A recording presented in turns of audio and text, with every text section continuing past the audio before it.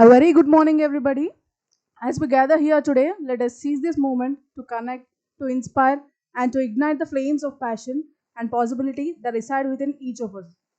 I stand before you today in aim to explore pathways to publication, a roadmap for publishing high quality research papers. As we embark on this journey together, let us embrace the diversity of perspectives present in this room and commit ourselves to find the potential for growth, understanding, and progress.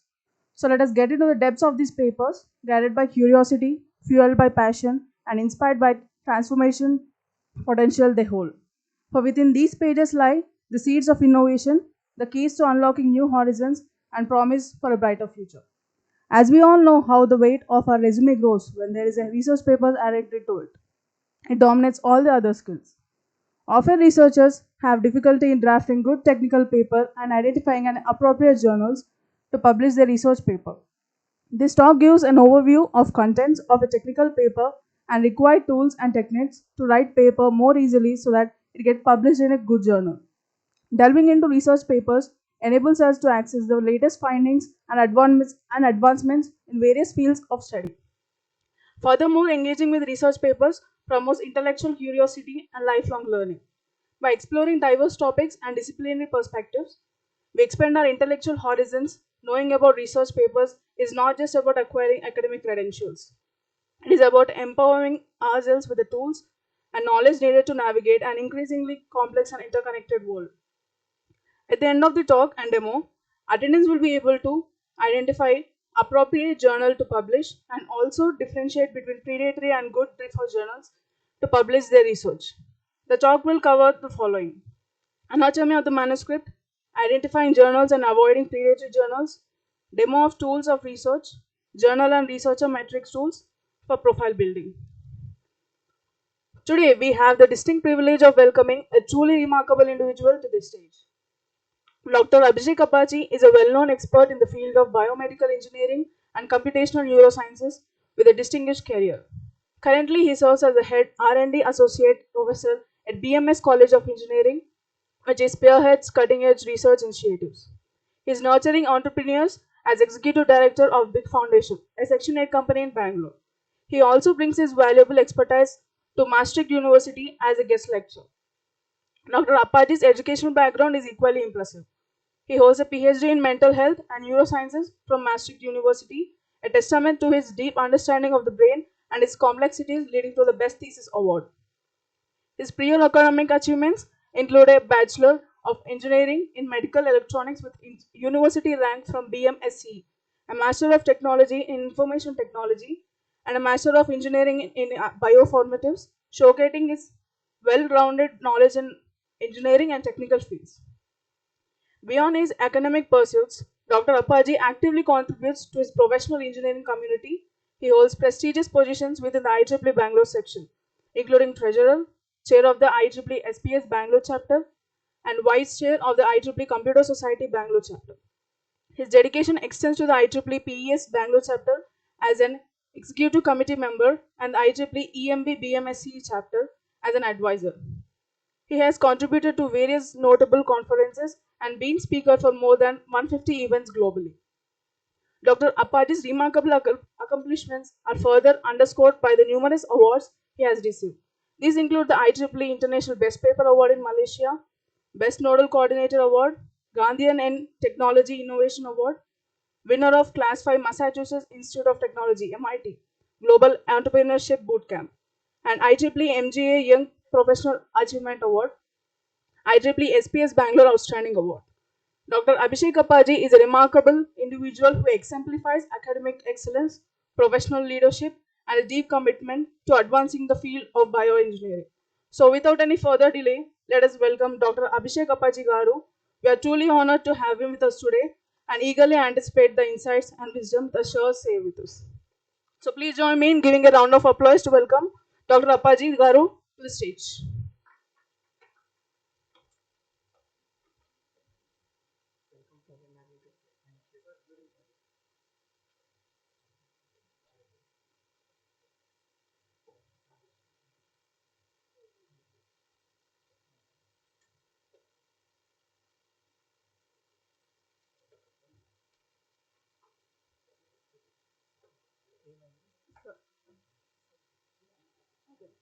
We welcome Director Sir to give the momentum to Sudha.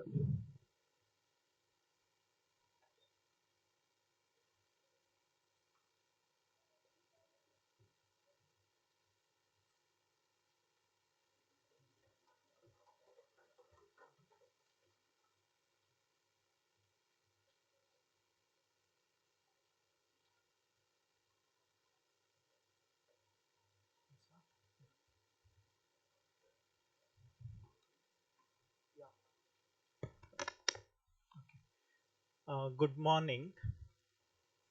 Okay, good morning. Okay, that's better. So, how many of your that's not me. How many of your students here? Okay, the students are at back, so faculties are at front. Okay, how many of your master students here? Okay, down. How many of your bachelor students here? Okay, good. So, um, yeah, I'm really sorry that I got delayed. That's first thing which I should apologize. But I know it's still 12 o'clock. I saw the schedule. I'll ensure that you'll be out in this seminar by 12. So maybe we'll have around 45 minutes to 1 hour. We'll discuss some of the topics which already she has mentioned, and then followed by that we'll have some question and answers, and then we'll be done. So how many of you have attended my talk earlier when we did it here? Okay, that's good. Very less number. There won't be any repetition, by the way, but still. Uh, so, yeah, we will start. So, what I'll be discussing is some of the things which will benefit the faculty members as well as students, of course.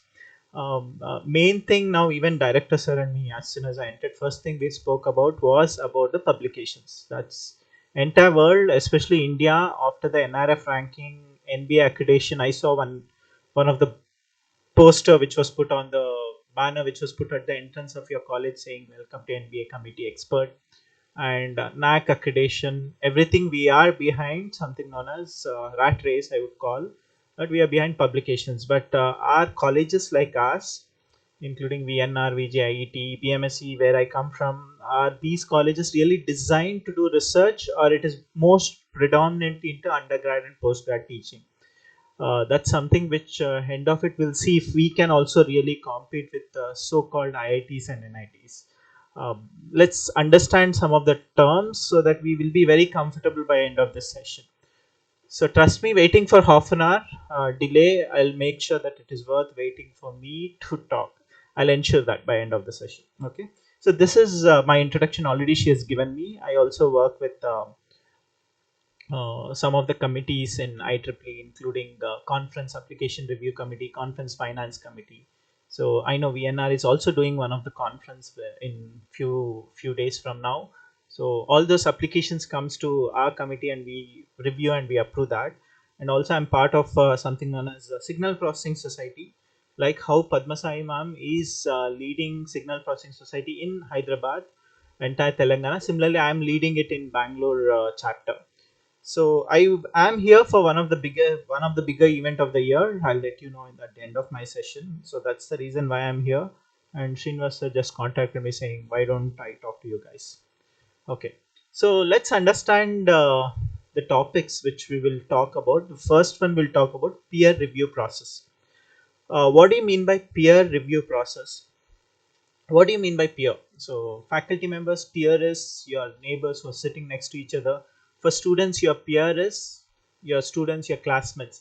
Similarly, for journals, we have something known as peer reviewed journal. This is something term which is like used everywhere. What do we mean by peer is that we know each other. They are from the same set of interests, especially in terms of journals. Okay. One more poll. How many of you have already published a paper in some journal or conference? Already published. I was expecting more number of hands. Yeah. All of you are published, right? Yeah. So be proud of it. Don't be shy to tell that you are published. So that's something to be proud of. How many of you have only published kind of conference paper but not journal at all? Just conference, not journals. Okay. So all students have also published? Yes, no? Okay, good. There is a process which is followed by good journals. So when a few years back I did a sting operation, like how TV9 does sting operation, you've seen, right? So something similar I did for this peer review process. I got an email saying there is a journal which you can submit and your paper gets published well within very rapid speed. And I just submitted one of the paper to that journal, and that paper I didn't, you're talking generative AI right now, but when I had gone to MIT there was one tool which generates a paper for you. It's called something. I mean, I forgot, but it will generate a nice computer science related paper. I'm telling this 7 8 years back, and it gives you nice with, you have to just give the author's name. So I'll give Abhishek Padmasai ma'am, your director's name, and then three authors, our affiliations, and it will generate a nice paper for us, which doesn't make any sense.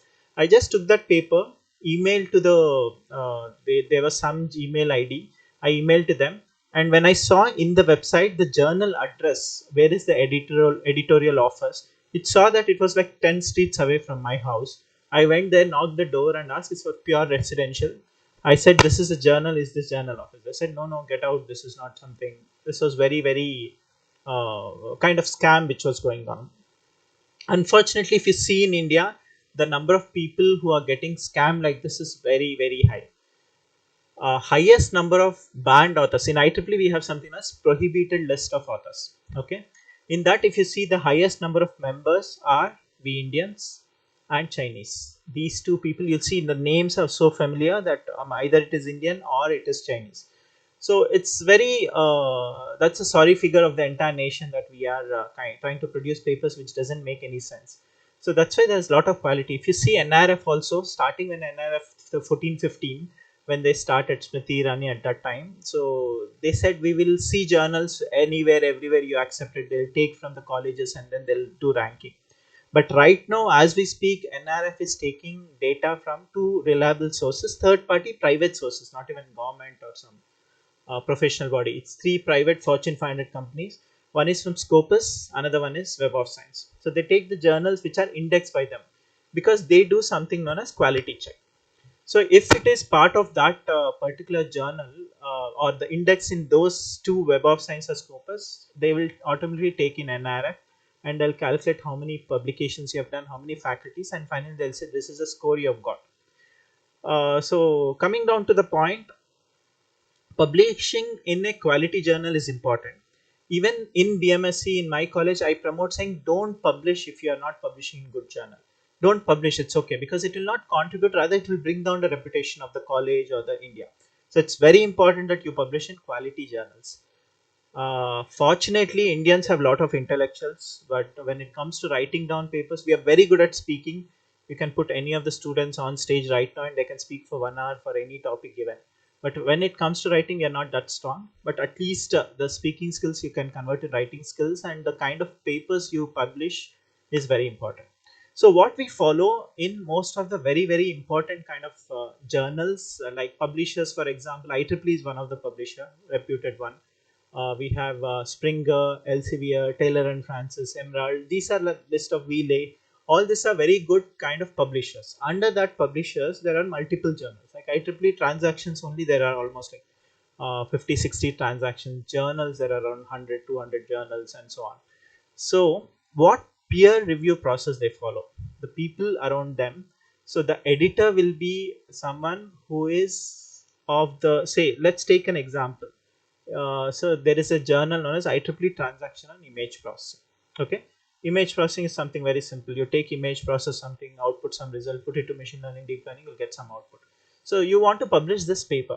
So first thing, the editor will be an expert in image processing. The authors who are writing are someone who is familiar with image processing. The readers of the journal articles are someone who is very familiar with image processing.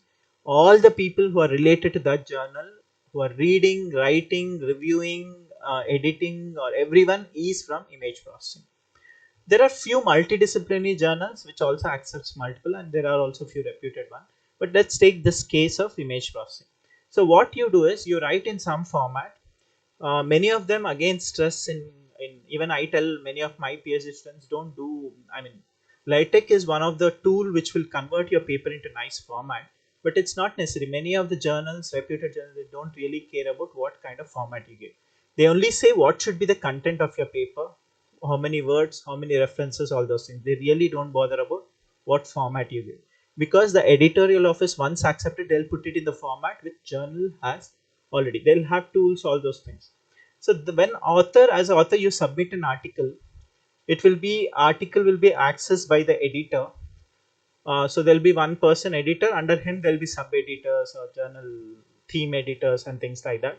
These people will take the article and review first tab they'll take, saying, okay, is this worth really for our journal? Is it part of the topic? Is it something which is really worth for our journal, our readers? Is it really image processing like that? Once they see that, if they think it is worth, and if they think it's something very competitive, they'll give it to the reviewers. If not, they'll outrightly reject. This will happen easily within 2 to 3 weeks. After that, once it goes to the authors, they'll send it to editors. Editor will send it to reviewers. Usually they'll send to odd number of reviewers. Why odd number? Three people. Even conferences we follow three, right? Why is that? Because if one person says accept, another person says reject, third person decision is very important. If third person says reject, then we'll reject. If third person says accept, then we'll accept. Again, the editor will also use his or her brain. That's secondary, but usually odd number of reviews. Few journals have seen where I have published, I've got 6 reviews, and it took almost 1.5 to 2 years for me to publish in those channels. So there are very, very competitive journals also. After that, the reviewer, once he sees, he'll give some more feedback to them, and they'll revise. The editor will again send it back to authors will revise, and they'll submit the revised manuscript. Sometimes the editor will only take decision and accept or reject. Sometimes they send back to the same reviewers. Again, it will take some process. It's exactly, many of you have done your PhD thesis, how it goes around with multiple people, comes to finally register evaluation, he or she gives a decision. Similarly, here also it goes around, and finally it comes to the reviewer, from reviewer to editor, and editor will take final decision, communicate to the authors. After that, as an author, we will make sure that the editing is done, the proper formatting is done, and whatever the references, all those things, and we submit it back. Then the editorial office, some staff will be there, paid staff, the publisher staff, either from IEEE or Springer. They will actually sit, make sure that it is as per the format, then send it back to you for a final proof. If you are okay, you want some changes, you will do changes and submit it back. It will be published. So this is a simple process, but it takes its own sweet time depending on reviewers, depending on how early you respond. I had one PhD student very recently. I told her, do the correction, send it, we will submit, we'll submit. But she almost took 1.5 months to just revise and submit it back.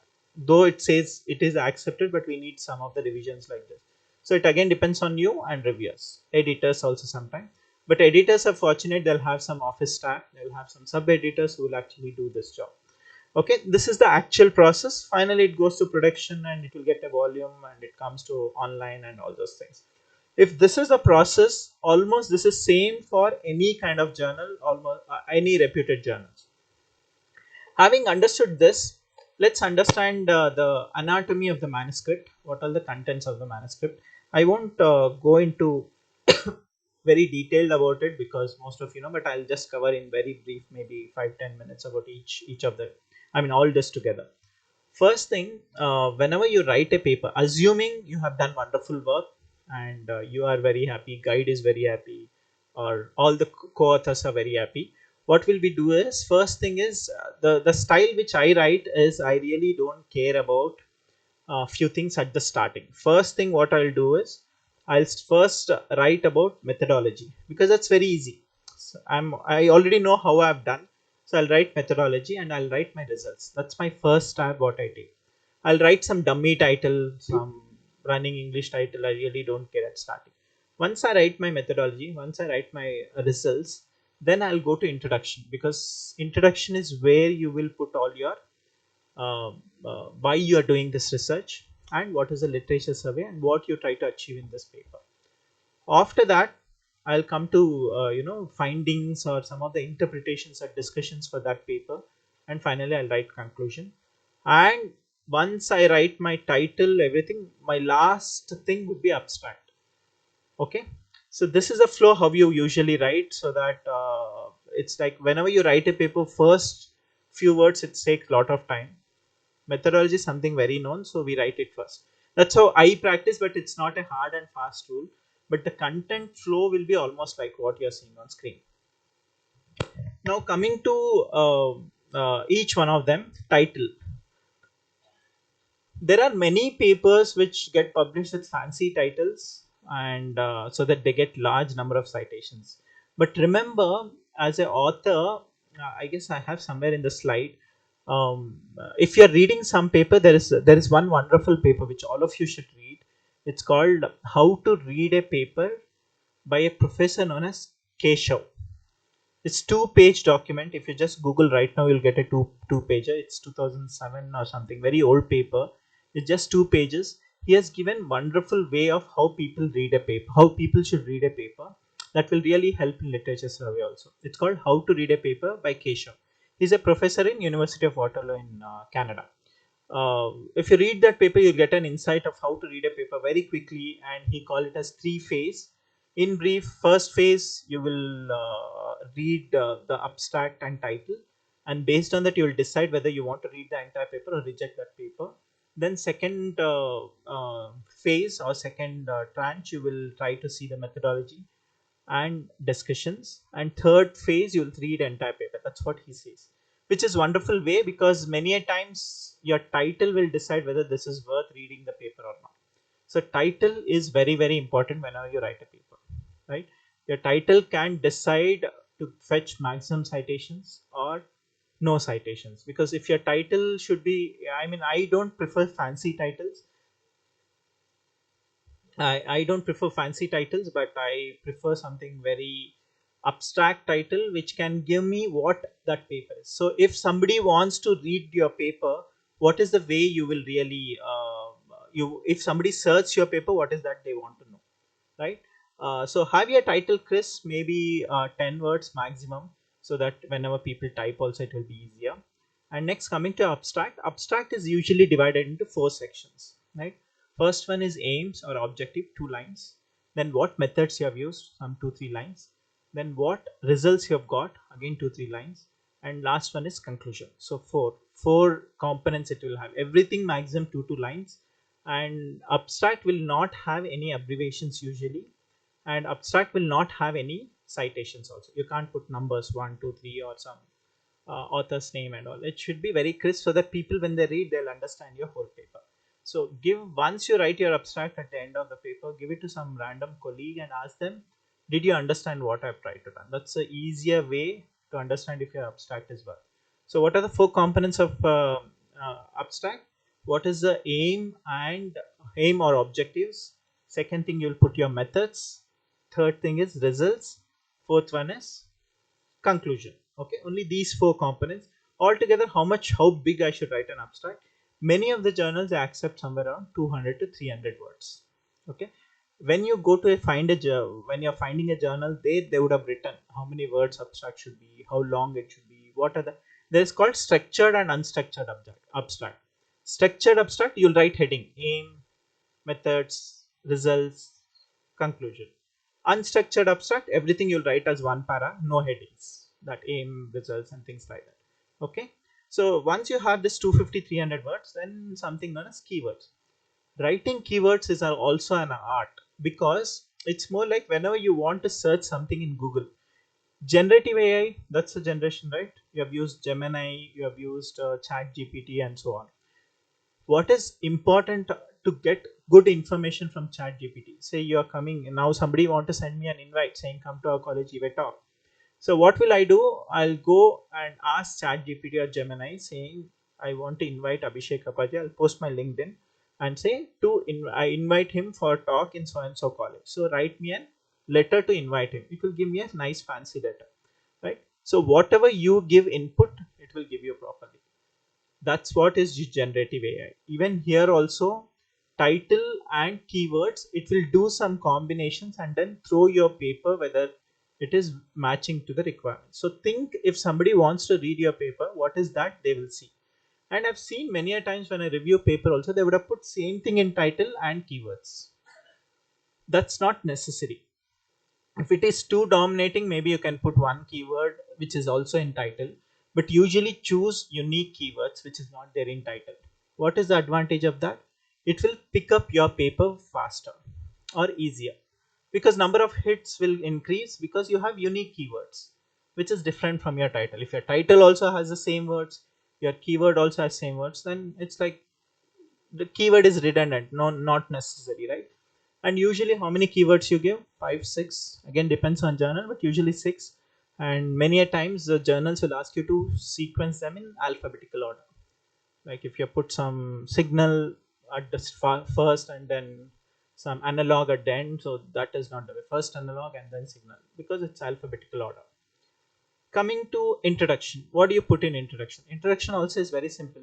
First thing, we'll write why that research is important, why, what motivated you technically. Don't write that my mother had this. So I work in biomedical engineering, so I can't say my grandmother had a heart attack, she passed away. Those kind of things is good to tell when you're telling stories, but in technical paper we should take stats, we should talk only facts.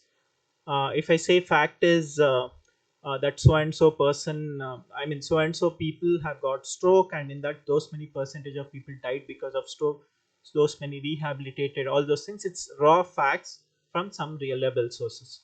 Maximum number of references will come in introduction and discussions, rather than any other section in the paper. Abstract will not have any citations, right? So whenever you write your introduction, so have these things systematically. First, when you write, what is the motive why you want to do this, why you are writing this paper, other than your CIE marks or getting your promotion increment, but something technically you should write saying this, usually supported by facts. And after that, in the second one, you have to derive a motive for this. First is your motive, and why you did that motive, that will usually come from your literature survey.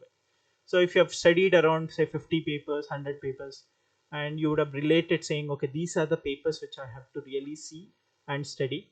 After that, at the last para, you'll say what you did in this paper. Okay, not the conclusion, but you will say that we have tried to do this so and so, so and so, so and so, and this is a hypothesis we derived, or this is the architecture we derived, this is the accuracy we plan to achieve, and things like that. Usually, introduction will be in present tense. Okay, again depends on which journal or which publisher, but most of them it will be in the present tense. Right now you are talking about it. Okay. And coming to methodology, methodology usually covers what methods you have used, it can be what tools you have used. And usually if you're from computer science, you will write some architecture or some flow chart. You're from electronics, you like a block diagram.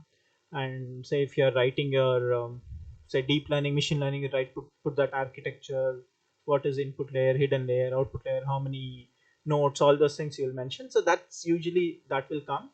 It in your methodology usually will have the some kind of diagram. Why is that diagram necessary? Again, attracting people to read your paper. Why should you publish? First stage, we are still in preliminary stage, we have to publish, but finally what is that you want to achieve? Somebody in the field so and so, if somebody puts the technical words, your paper should pop up first. That should be your aim, right? So that's the main point. So make sure that your paper should be very crisp and have all these qualities. And once you put the block diagram, you have to explain that block diagram. And in you should also have your tools and techniques what you have used. Have you used some, say, some software, some hardwares? And say I work in biomedical, I try to acquire some of the data from patients, so I'll write where did I recruit the patients, do I have ethical committee clearance, and I'll say what acquisition I did. Was there a protocol presented, like the person should come and sit, then I'll acquire the data. They should sit in a dark room for 5 minutes, and then I'll acquire the data. Then after that, I'll do that. How many males I did, how many females data acquisition I acquired, all those things data you'll put that. And then what kind of image processing or signal processing you have used, I'm giving random example, or what hardware you used, how did you connect, what is the circuit you used, what was the principle behind all those things, that will come in your methodology. Next thing, I put three things here: results, discussions, and findings. Results are very important, but it's very easy to write, no need of scratching your head, because you're putting your very very raw fact, nothing else. If your result is say 96% accuracy from your deep learning model, or your QPSK resulted in so and so efficiency, or your transformer you have it is giving so and so, it's just pure facts you're putting, no derivation of any findings. Just put some numbers or some kind of facts you're putting, nothing else, no modification of facts. Once you have your results, you'll talk about discussions and findings. In discussion and findings, you will write why that result is 90%, why that result is 96%, why that result has come this way, what would have happened if the result is different. All those things you'll put, and here again you'll have to refer to literature. Many of the papers which I review, most of them they just ignore discussion part, they'll write very small. But discussion is very important, where you will cover why the result is like that. Next thing, you will compare your results with somebody else. Already somebody would have done research is research. Already somebody have searched, you are researching it, you are putting it back. So that re is very important. So somebody has already done, you are just comparing it with your research and your work with somebody else who have already published. So your literature, that's why I told two places references are important. First one in introduction literature survey, and second one is right here, that is discussions. And after that, end of it, sometimes I also see comparison tables. My work is this efficiency, work done by somebody else, work done by say performance is better, my why mine is better, but cost wise mine is expensive. Those kind of things you will just put it there. Last thing in your discussions and findings is you will write about future scope. This is where your paper can fetch a lot of citations. If you have told that this work I couldn't do in my work, but that is something somebody else can do or I want to do in future, right? That's very important. That's where people will read your paper. Remember Keshav, what he told, Waterloo University professor, first passes they'll see title and abstract to decide whether they have to read your paper. Second passes they'll see your methodology and also discussion they'll see, why they'll see is what is that I can contribute. Because you have done your research for say 6 months, 1 year, you already know what you should be putting, what else you could have done. Even when I did my PhD, my discussion was 10 pages. I mean, my future scope was almost 7 8 pages. I wanted to do a lot of things, but I stopped at 6 papers I published and stopped my thesis. But I wanted to do additional things, so I just made it a lot of paragraphs and what all things they can do. Now my PhD students are based on that, they are doing, I have 2 or 3 PhD students, all of them are working on one future discussions what they want. That's where you will give them a stepping stone for people to search. Main thing for students, when you go and ask what is the problem, so we also have something else big foundation in BMSC where we promote similar to you guys also had that. I visited last year. So promoting entrepreneurship, right? First thing they'll come and say what is the problem we should solve is something very bothering for faculty, new PhD students or even UG students, PG students. Where you can find that is in this paper, in your paper at the findings and discussions is where you will find those important points. Okay. Conclusion very generic. You will say that you have to connect your conclusion to your main conclusion in your abstract, and also what hypothesis you derived in your introduction end of it had conclude, I mean hypothesis, right? That you want to achieve so and so. Did you achieve that, and how it will impact the world? That also you should write 1 or 2 lines, because nowadays all the papers, all the editors are looking the social impact. So do any work, it should ultimately help the society, right? So last 2 lines, if you see, usually in these days papers they would have written social impact, that once they do this it will accommodate so and so, once they do this it will change the world, whatever you want to write. Okay. And then references, of course, end of it you'll have some references, and that has to be cited either in introduction, methodology and discussion, more in introduction and your discussion, little less maybe in methodology, because you would have referred some paper and same method you could have replicated for your data. Or if you have established your own method, you would have referred some book or some paper and things like that. So what kind of references? IEEE uses one reference of that square brackets 1 2 3 4, right? It will be sequential. But if you see APA format, again the journal depends on journal. You will have alphabetical order, or it can be the way you cite that sequence or something like that. And apart from this, if you see, On the left side you have something as IMRAD format, the introduction, methods, results and discussion, right? So that's what we discuss. Sometimes you want to acknowledge, very important, if you have funded project, you are publishing basis your paper based on that funded project. It's very important you put your funded project and also put your this thing number of your funded project, what date it was sanctioned, all those things, or tech whip grant if you had anything such kind you have to put, or if many a times in BMS also we give something as seed money, they would have acknowledged college seed money and things like that. Sometimes it so happen that whenever you do some analysis you would have given just snapshot in the result, because you had thousands of data, you can't put everything at that time. What you do is you put everything at the acknowledgements, I mean sorry, supplementary data. That's an additional document if somebody is really interested. Even textbooks you would have seen, right? If you're really interested, go at the back end of the book and then read it. I know students nowadays they don't read textbooks, but if you see at the bottom, you will see at the last pages you will have some additional data. Similarly for your paper, this is not part of your paper, people should separately download and read your supplementary, but that's not for everyone. I mean, whoever is super interested, they'll go and read that. If not, they'll just read your paper. Fine. This is what is the anatomy of manuscript. uh, I'll tell you some of the tools for you to understand, and it will help research. Most of the tools which I give is for free. I'll show you some demos also. I hope the internet is here. Yeah, it's connected. So I'll show you some demos. I'll show you where your college stands, who is a good faculty who's publishing a lot of papers, all those facts.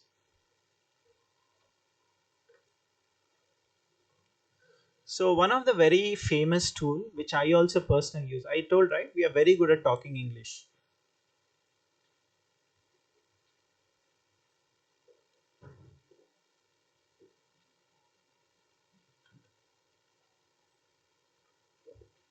Especially South Indians, we are very good at English. Our accent is something which everyone can understand.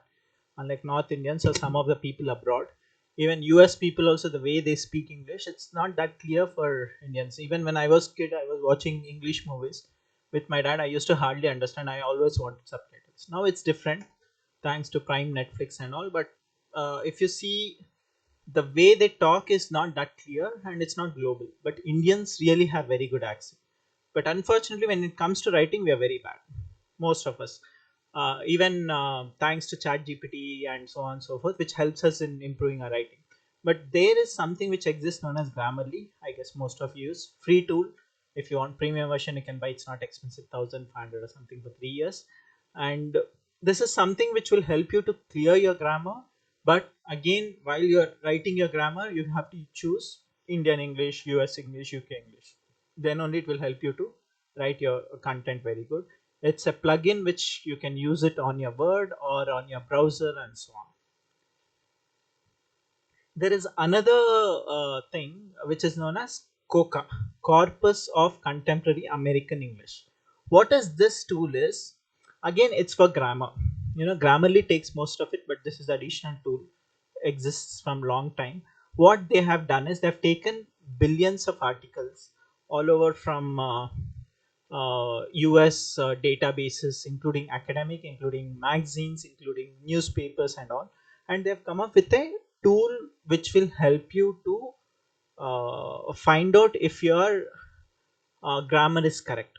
For example, if I say that the talk which was given by Abhishek was very impressive, so is very required or not, was impressive, and that's your opinion, but I'm just giving random example. Is very impressive, it's very bad, all those things. So is it something required? So what this will do is it will go and search the entire database wherever very impressive is there, and it will give you a frequency saying 70 times very impressive was used, 70 60 times no say less impressive was used, like that it will give. And then you have to click on that, it will give you multiple sequence whether you have to use very impressive in yours.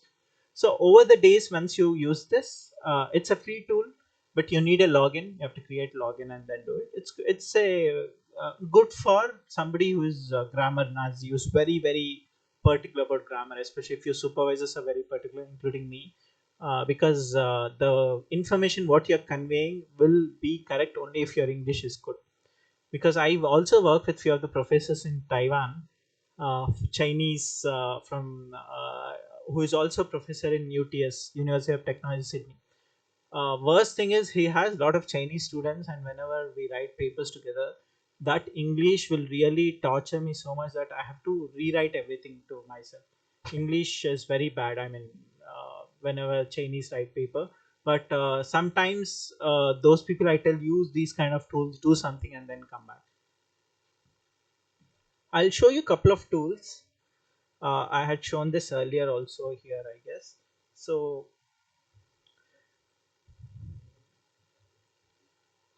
uh, there is three tools which you should be having. One is Web of Science.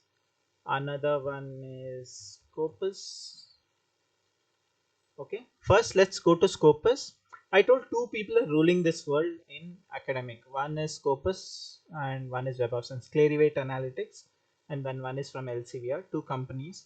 First we'll see Scopus. Say where should I publish is something common question which I get, saying how will I know if the journal is authentic.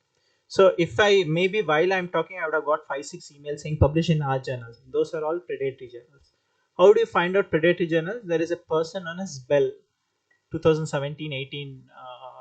He populated a list, Bell's list of predatory journals. If you go there, it's like you've seen this, say, Bata, right? BATA, they would have given. One A extra symbol, color, everything is same. That's like copyright infringement. Similarly, the journal name also will be exactly same. There will be little minor changes.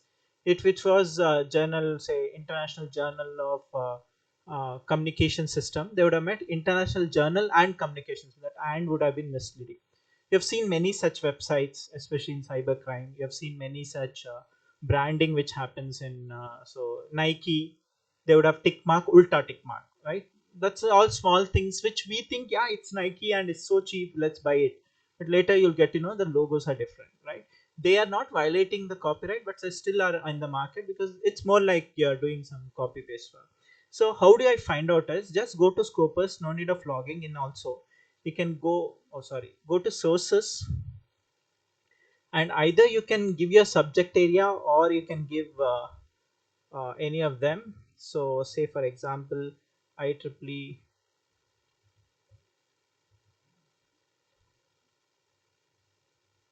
I have this say transactions and circuits and system or nanotechnology. Once I click on this, I'm able to find here, and it says so there are two kinds of scoring which is done. One is impact factor and the other is site score. Who uses impact factor? Web of Science. Who uses site score? Scopus. The formula is a little complicated. We'll not discuss now, but they had two different parameters. Based on that, they'll do some ranking here, like 188 of a, which means that in the division of electrical and electronics engineering, there are 738 very good journals. In 738, this is ranked 188 based on site score. Site score is something similar to impact factor. Impact factor they take 2 years, site score they take some different average. So they have site score of 5.7. So we have 188 out of 738 journals. Okay. So if I take say some other journal, okay, are you guys understanding something? Okay, I see maximum people nodding, which is good. Say I'll take some other.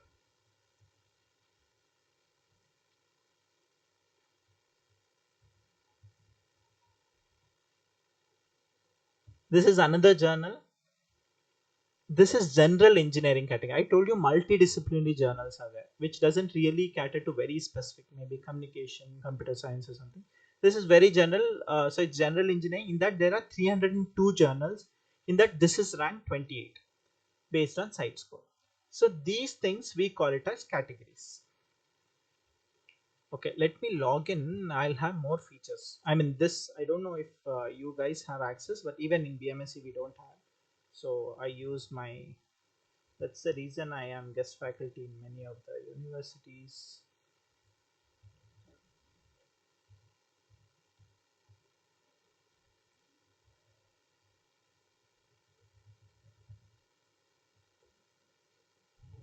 You saw my password?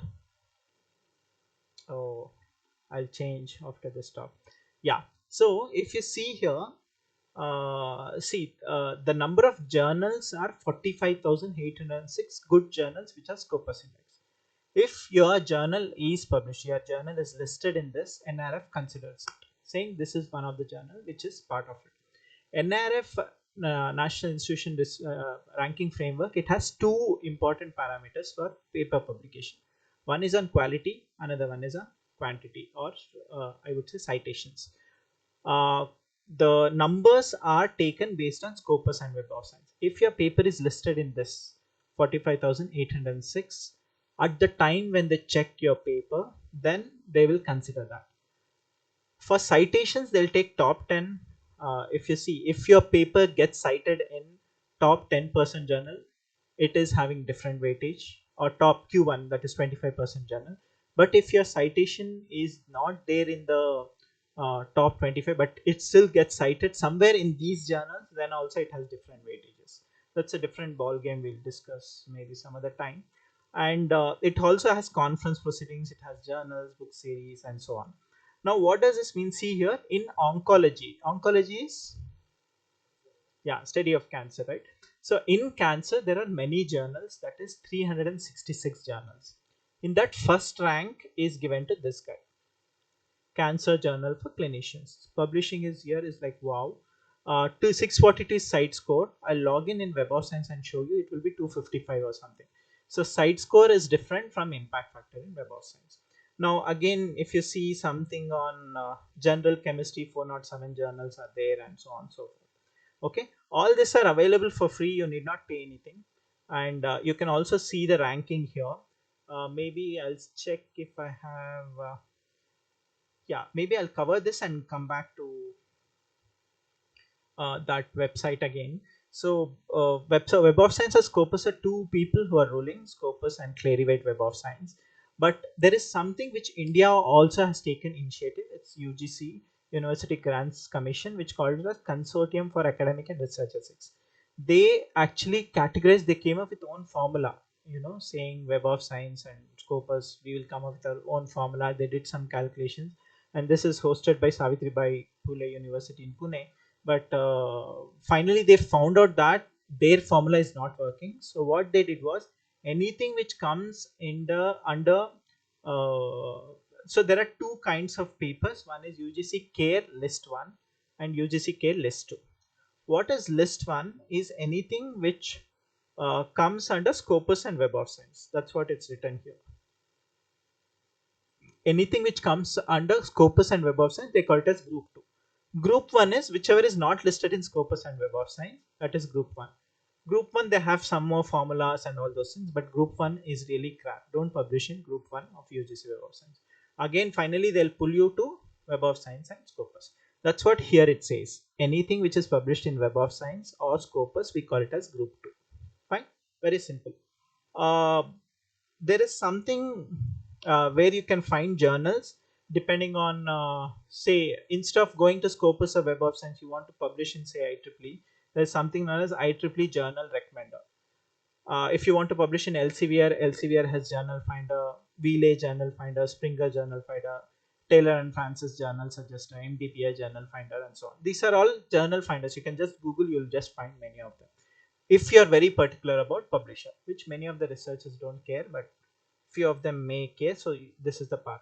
But let's understand there's something known as Q1 to Q4.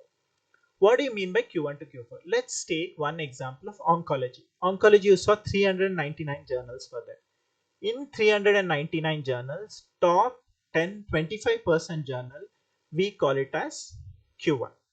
In Web of Science, based on journal impact factor. Similarly, there is something in Scopus based on site score Q1, that is in Scopus. So many a times people get confused between Web of Science Q1 and Scopus Q1. It may so happen that in Web of Science the ranking will be Q3 or Q4, but in Scopus it will be Q1. So both have different formulas, so don't get confused.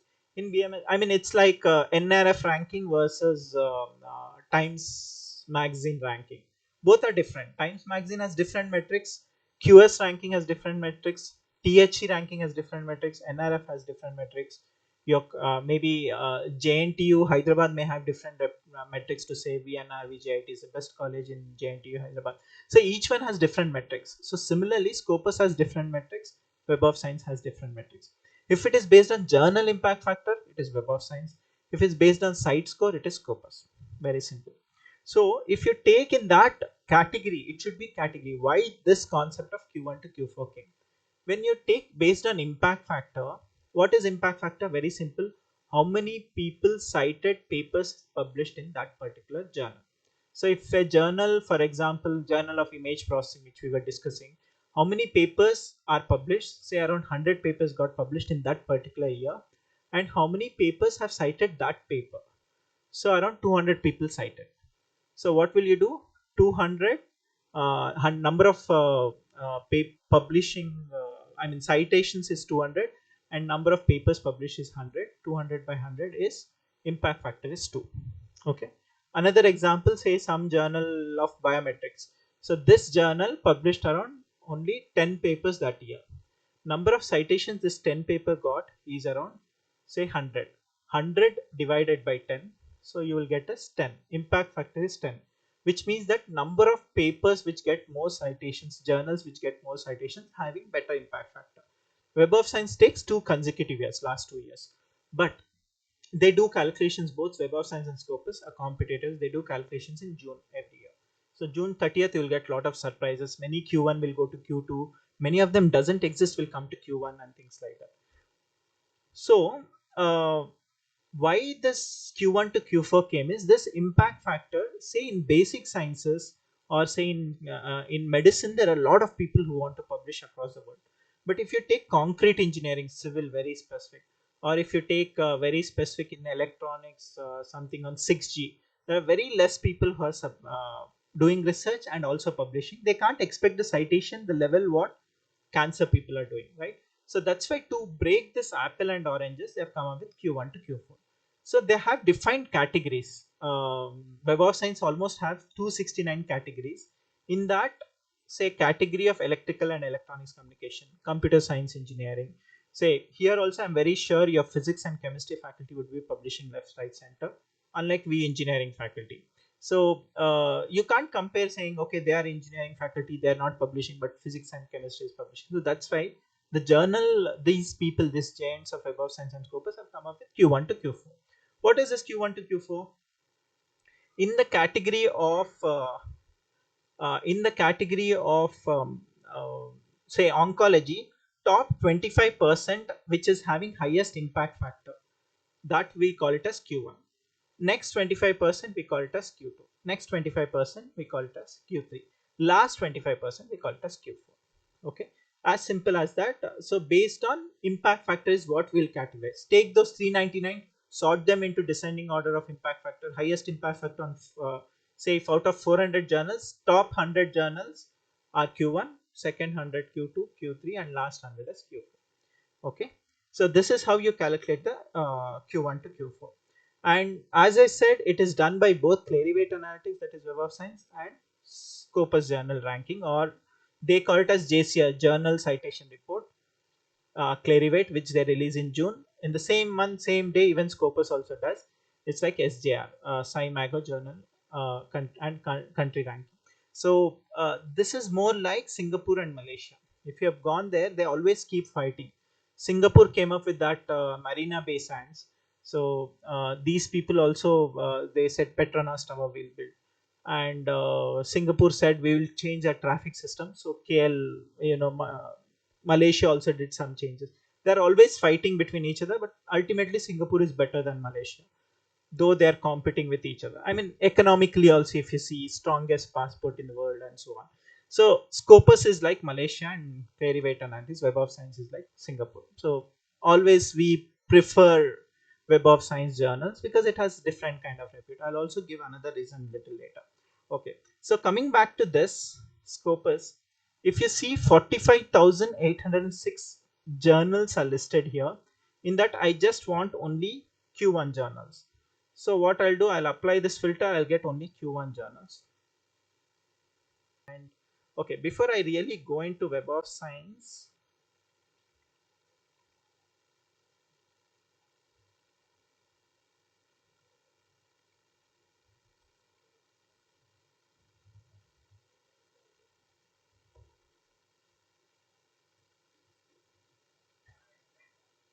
there is something known as master journal list.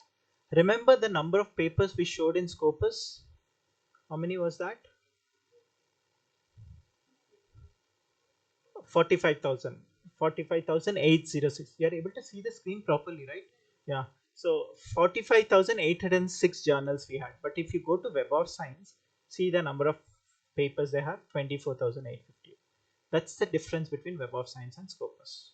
That's what I used to try. Singapore versus Malaysia. So Singapore has more rigid, more better approach, more systematic approach. They have better numbers. It's like CO calculations you have done, right? For faculty, you have done COPO calculation. Each one of you may do different methods, but one method which may give. So some of the methods are really very, very nasty method that it will give you attainment every time 90% plus. And we show that saying this is what committee, and committee comes, they scream, shout, and go, and they give us 3 years, however. So similarly here, Web of Science has a better way of arriving at numbers. So here Scopus, they say 45,000 journals, 45,080 journals are super good. But Web of Science says there are only 24,000 or 25,000 journals which are good. So that's what. So in BMSC, whenever they publish in these kind of journals, we incentivize them, the faculty members. So we give some cash money to increase the number of publications and things like that. In Web of Science, you would have heard this committees coming and telling publish in SCI journal, SCI journal. SCI exists long back, 3-4 years, or not even 4, 5, 6 years back. Now there is something. SCI was very restricted, only 200 journals, 250. After that, Clarivate and this Web of Science people realized and they expanded it. So that's why they called it SCIE journal. Whenever somebody is saying publish in SCI journal, which means that it is SCIE journal. SCIE journal is what do you mean by that? Science Citation Index journal is SCI. Another one which is Social Science Citation Index. So usually the publications which we do in engineering and sciences will come in these two categories. Arts and Humanities Citation Index is AHCI. Arts, Humanities, as the name suggests, not for us. And Emerging Source Citation Index, here also we try to publish. But what is the difference between ESCI, SCIE, SSCI is SCI and SSCI will be in your Q1 to Q4. Whereas in your ESCI, it is emerging. It may finally go to Q1 to Q4. Right now, it is not there. That's what it means. And remember the categories which I was telling? These are some of the categories. This is like super category. Under the subcategory, altogether there are 269 categories or something. And then you want to see there is something on JCR, Journal Citation Report, which is based on JF, Journal Impact Factor. If I put this is the ones which comes almost in Q1 to Q4, and you put this filter and give this SCIE and SSCI, you see the number of journals which is reduced.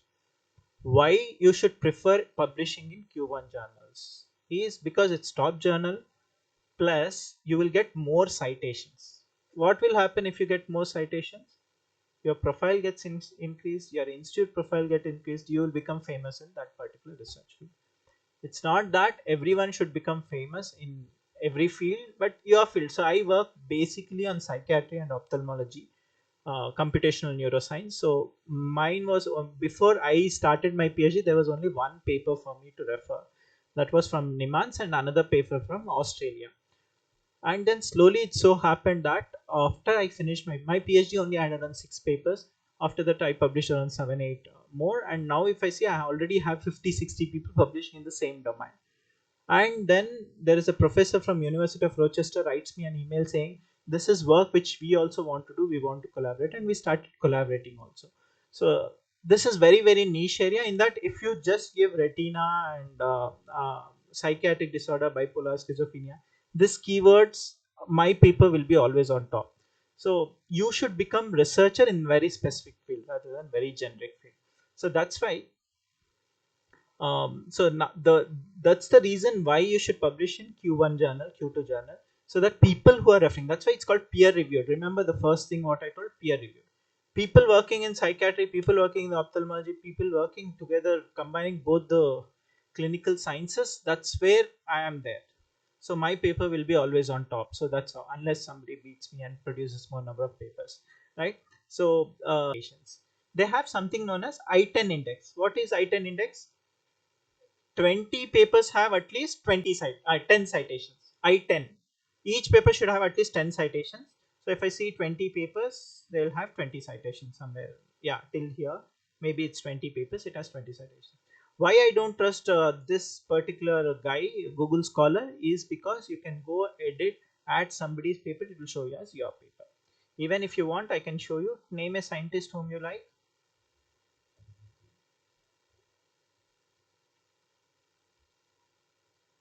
No, there is, you can find, yeah, you know him, right?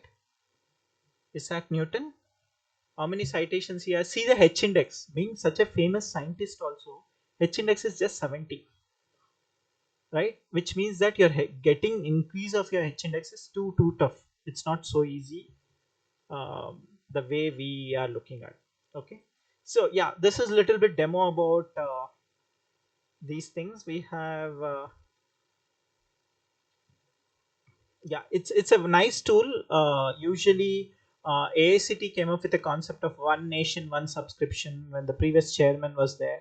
Then they didn't renew it, got lost. But having subscription of this at least one of you can have, where you get to know where college stands, what are the promotional measures you can take to increase the research productivity of the college. um, okay, so what we'll do now is I have few more tools which you guys can check. Is lens.org. This is one of the tool which will help you to find out your patents, what kind of patents you have published. How many patents are there, ma'am? Any idea, sir? How many patents granted? Or 34 granted Indian patents, or that you have Indian patents? Okay, okay. So again, the one more caution, that the kind of scam which is going on, I don't know if you are into that, is the German patent, UK patent, that patent. Yeah, don't encourage. Even if they're doing, penalize those faculty, saying give some one cut of increment or something, saying don't do that, because again, it's a big scam which is going on. Publication, I don't know, so, NRF is bringing a lot of scams also along with quality. So we have to avoid that, and let's be mature enough to do those things. So you can find out a good, if you don't have Scopus Web of Science, this is again free tool to find out your publications, your patents especially. And just filing patents itself will give you, if it published, and your education institution, you can opt for fast track mode very fast. So I have an instance when I became head of R&D in BMS. There was no patent. There were many filed, but granted was zero. And when now, right now, after 3.5 years, it's now 35 or 36 granted patents, and we have 60 or 70 filed already. And out of these, only one patent has been rejected because of, during COVID time, it was going online. So south, it goes to Chennai usually, but because it was online, they sent our application to Delhi, and Delhi, you know why, it's full of corruption, and they asked some bribe, and we didn't give, so they rejected our patent. So patent is very easier to get than publication. That's what many of us believe, and you should also believe. So keep filing patents, and college has a scheme to encourage filing patent. You might have had an attorney, so that's something you should widely publicize among faculty and students to file. And good thing is, you just file, it gets published immediately, 2 3 days, you get 5 points directly in an error. There is another one, core. This is majorly to give open access research papers. So if there is some paper, you can just find out here in that field, and you need not struggle to find papers. Unpaywall is also another plugin which just plug in your browser, and you will be able to get. And this is kind of not completely legal, but not illegal also. These are some of the places where you can find papers. That's what I'm telling. Dimensions is also another one, like Web of Science and Scopus. And if you have access, I have access to this, so it will give you a lot of things, not just publications, not just citations, but it also gives you how many research projects you are running, what kind of data sets you have done, how many publications. Alt metrics. What is alt metrics? Dimensions is very famous for alt metrics. Alt metrics is alternative metrics. Your paper, one thing is citations, you'll see how good is your paper, but I want to see public impact of your paper. So how many of your papers are there in social media, Twitter, Facebook, LinkedIn? All those they'll collect, and they'll put saying this paper was in social media, some magazines, some online blogs. This was very much used. Kaggle is for data sets, you already know, and you also have Google dataset which has come. That's something which you can use. Um, Make sure you have your ORCID ID, at least if you have one publication, it's good. Your Scopus ID, Elsevier IDs. Crossref is another one where you can get your citations. Google Scholar to find out some of the citation metrics which I showed. Alt metrics I've already told, social media metrics.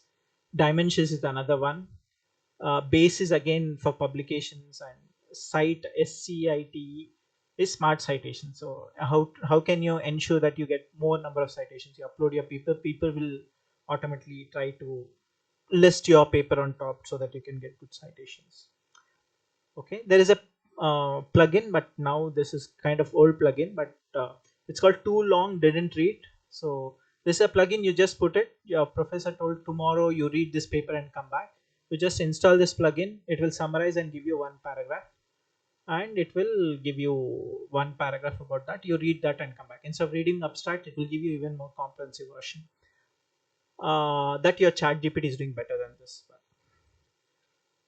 Okay.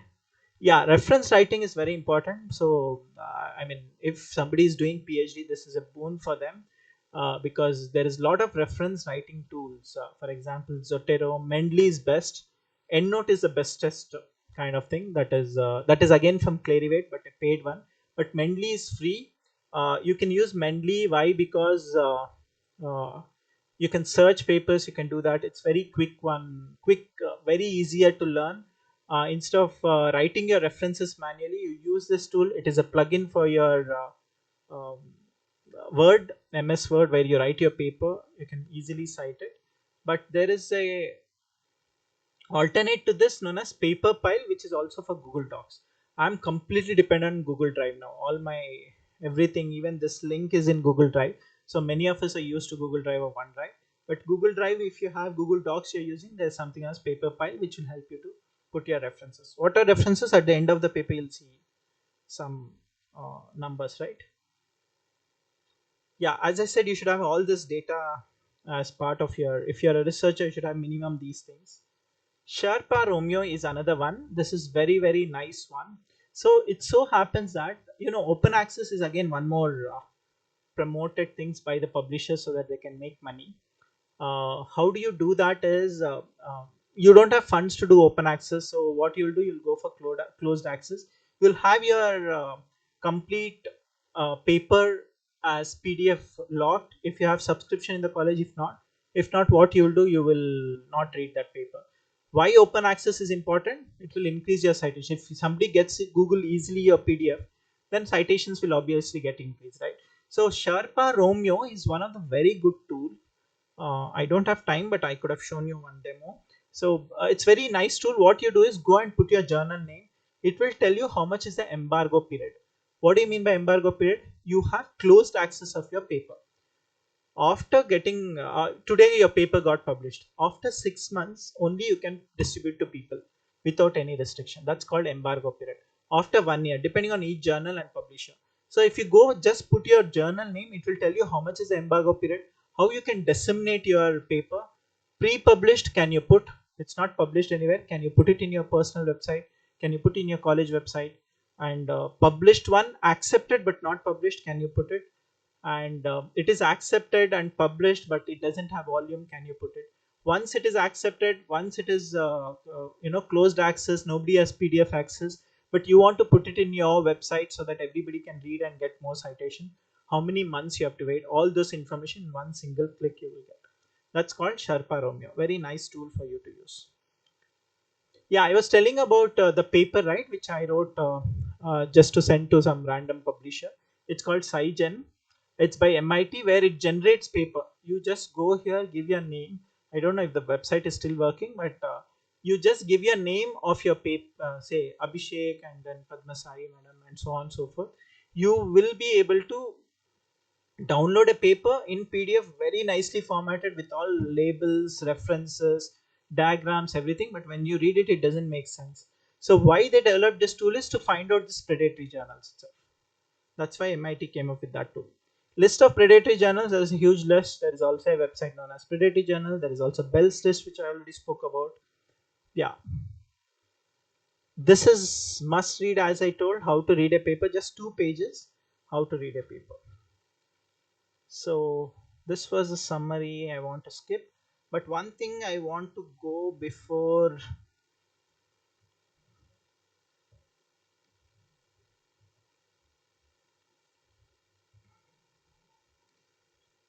Okay, before I take up questions, if you have time, but uh, we from IEEE, there's a conference known as ICAS. It's called International Conference on Acoustics, Speech and Signal Processing. This is a conference which jointly with Hyderabad SPS chapter and Bangalore SPS chapter will be hosting here in HICC. You know HICC? Hyderabad International Convention Center. Yeah, so we'll be hosting there, and after 50 years, this conference is so good that this time the number of papers they've got is around 5,000, 5,500, and number of accepted papers is 1,000 for oral and around 1,500 for poster, and number of footfall this year is around 3,500. Next year, first time it is coming to India, first time it is coming to Hyderabad, first time to India itself. So you are very lucky that the conference is coming right here in the in your own city. So that is something which you should grab the opportunity, and to commemorate that kind of, so it's a 50th year conference. 50 years we couldn't get to India, so after 50th it has come to India. So that's something amazing, right? So having 3,500 people in such a huge place, everybody talking about signal processing, electronics, machine learning, deep learning. So to do that, what we have done is we are hosting a series of satellite event, which also includes. You also seen the logo of your poster, of my poster today. You can see one small logo like this, right? ICAST. So we are hosting satellite event series, which means that we'll be celebrating this coming to India as pre-conference starting from April 2nd or today for this month to next year 2025. We'll be doing multiple events across India, and tomorrow we are having one event. That's the reason why I'm here in Hyderabad. So we are having workshops, we are having tutorials, we are having industry forums and things like that. Unfortunately, we closed the tickets. We have done huge publicity, but yeah. This is a teaser kind of thing. Just there'll be around 150, 160 people who have registered. They'll be in HICC tomorrow. It's a one-day event. So if you're interested and you want to attend, yes, there is an option. I just spoke to the general chair of the conference, Professor Hari, when I went in between outside. Is that he said we'll open it up registrations again for students. So if you are interested, I'll pass on to Srinivas sir and Padma Saima.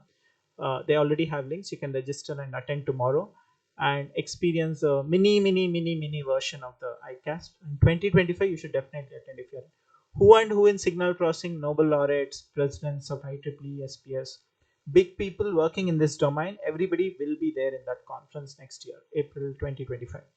With this, I would like to thank the director, Sir Padma Sai ma'am, Srinivas sir, and all the faculty members for inviting me, and of course, very patient. I really like the audience because nobody was sleeping, number one, and nobody was talking to each other. All of you were serious. That was really good. I really enjoyed talking. Now, I would like to take some questions if you have. Any questions from faculty side or students side? A very quick Yes. question, sir. You talked about the embargo period, right? So, are you saying that if the embargo period is done, I can actually publish it in my own website and no copyright issues are there? Yeah. So embargo period. So that is what that Sherpa Romeo will tell.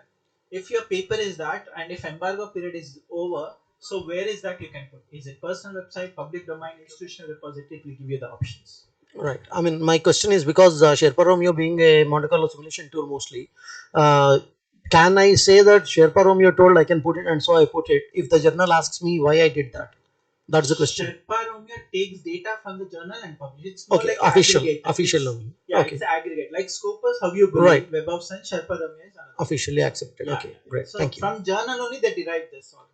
Okay, sure. Thank you. Any other?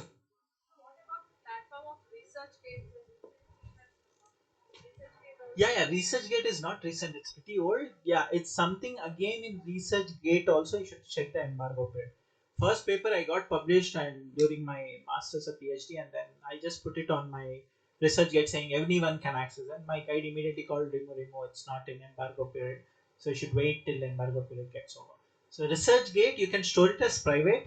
See, your paper, most of the journals will not have any issues. You personally sharing with someone, right? So I am you saw my paper, you got impressed, you write me an email, I'll send it to you a PDF. That's perfectly okay. 99% of journals.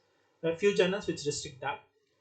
Second thing, you are from VNR VJIT, she is from VNR VJIT, you have access a paper through your portal.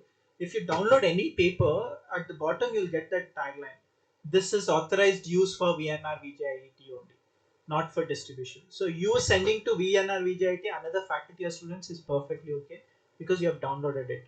But ResearchGate, you store it as private. Whenever somebody requests, you can just release it.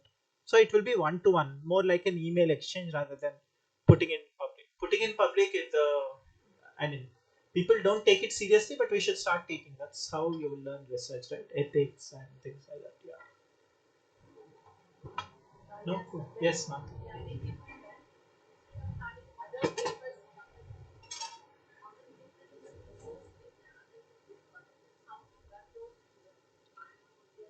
Yeah, I would really not bother about Google Scholar, strictly speaking. If somebody is using, let them use and do whatever they want. It won't affect me because Google Scholar is more like it's like public toilet. You know, everybody goes, does whatever they want, and come back. It's not your personal space. So forget about it. Keep your Scopus clean, Web of Science clean, and your Orchid clean. Orchid is one of the main repositories with one ID, everything clean.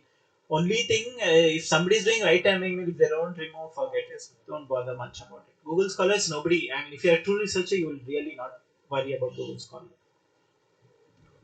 Yes, sir. Sir, any tools for finding free journals? Good free journals. Okay, so quickly, if you see Scopus, there is something. Where is that?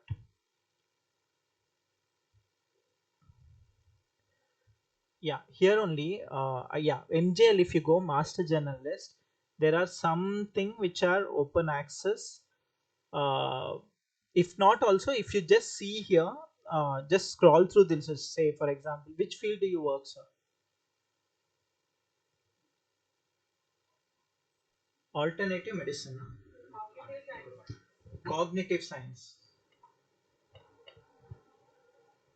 Say you got, okay, you have only few papers here. So whenever you see here, you have got 80 results, right? Yes, I just gave cognitive as keyword. You have 80. Whenever you see this open access, that means that you have to pay and get it open access. And if you don't see that, these are all the free journals which usually don't charge anything. So that's how you see. If you see here, there is no label here. All these are free journals. But if you see, there are few of them who have that open access thing here, right? If you see this, you're able to see, right? Yeah. So this label, whenever you see that, this means that it is. So these things are all free. They usually don't charge. But yeah, once you go to this journal and just Google this journal and find out in theirs. But most of them, it will be true and correct. So even I mean, I want to publish open access. So that's why, that's the main reason. If you see my affiliation, I work with Ohio State University. I work with Maastricht University, Rochester, and with Ohio, I have 7 more connects of the universities in US. So main reason why I work with them is I get all this facility, access to these kind of tools. You want SPS, it's free. You want MATLAB, and BMS also has, but it's kind of free from there. You want some of the tools like Mathematica, some of the tools which are very expensive, and also open access fee they absorb. So whenever I publish, I try to give multiple affiliations. However, I have an appointment as guest faculty in Maastricht, and I also have an appointment in BMS. So I give BMS Maastricht University. Whenever I publish, they pay the open access fee, and for me, for BMS no burden, for me no burden. They directly pay, and library is so quick. Your paper gets accepted, the publisher, they themselves talk to the librarian of my university and they approve, and then my paper gets open access. So it's more of open access are expensive. Don't go to open access which says 3,000 rupees, 5,000. Open access, whenever they're asking you $1,000, 2,000, that's the true open access. That's a genuine journal. That's another way of finding if the journal is genuine or not. Whenever it's premium, it's very expensive. So my university absorbs. That's the main reason why I like to affiliate with those people. Yeah. No more questions?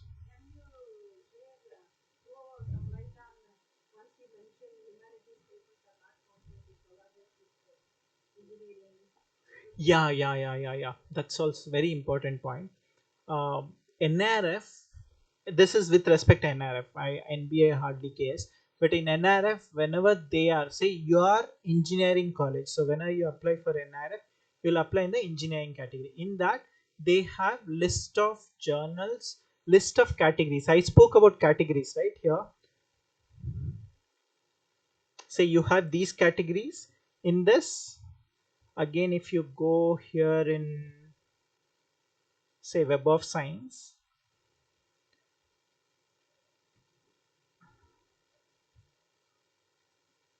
okay, I should go to JCR.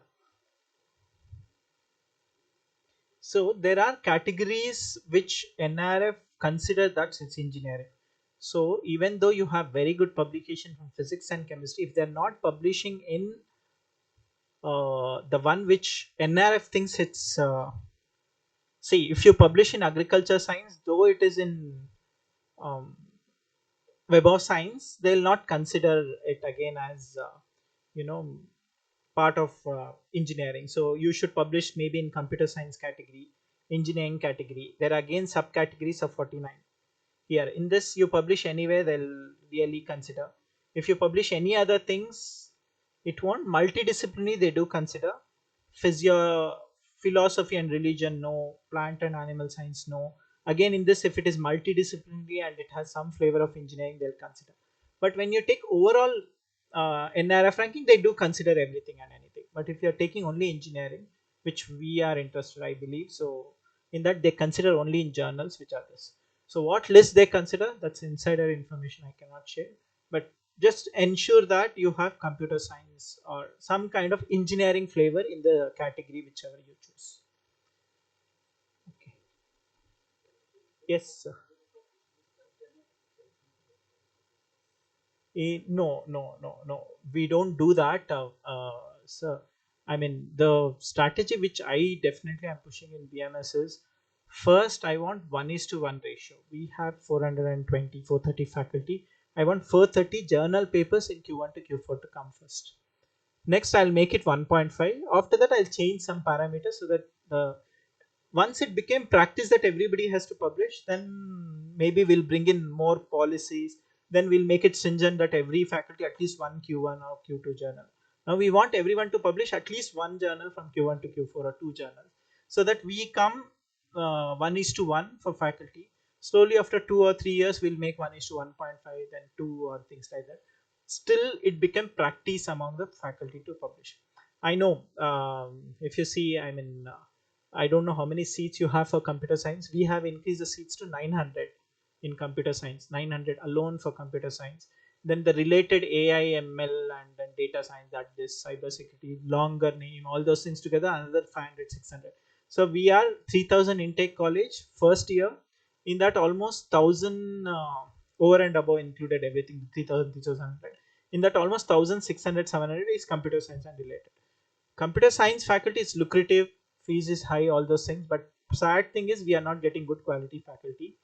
And another challenge is the number of theory subjects each faculty is handling is 4, 5 and all. It's really choking for our faculty members. So all of you are fortunate if you're not handling so much, but if you're handling 2, 3, it's a boon for you. Even HOD is handling 3 or 4. So that's becoming choking in computer science. The number of intake is increasing. So we are dearth of faculty members with good quality, of course.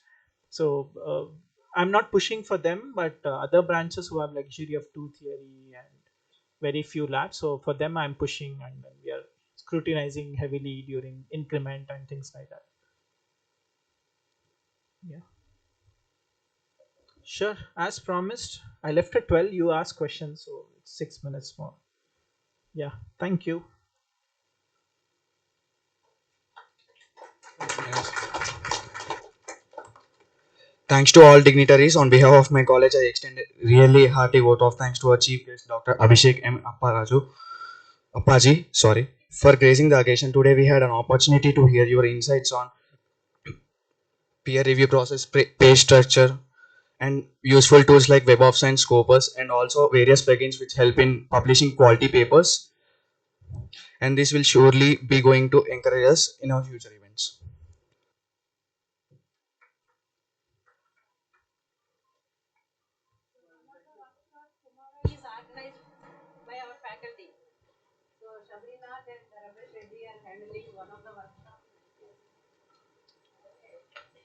Oh, by the way, I didn't show the sponsors of the event. So we have CBR Center for Brain Research from ISC. We have my college, BMSC, IEEE Computers, RNSIT in Bangalore, many others, and we also have VNR VJIT, who are part of this mega satellite event series throughout the year. So it'll be if you find your logo somewhere in the some random city, you shouldn't be surprised because you guys have been helping a lot. And thanks to Padma Sai ma'am and team for helping us for ICAS. So I would like to thank you, Abhishek sir, personally because whenever ma'am call him, he accepted the request within a minute. So I would like to personally thank you, Abhishek sir. Thank you, sir.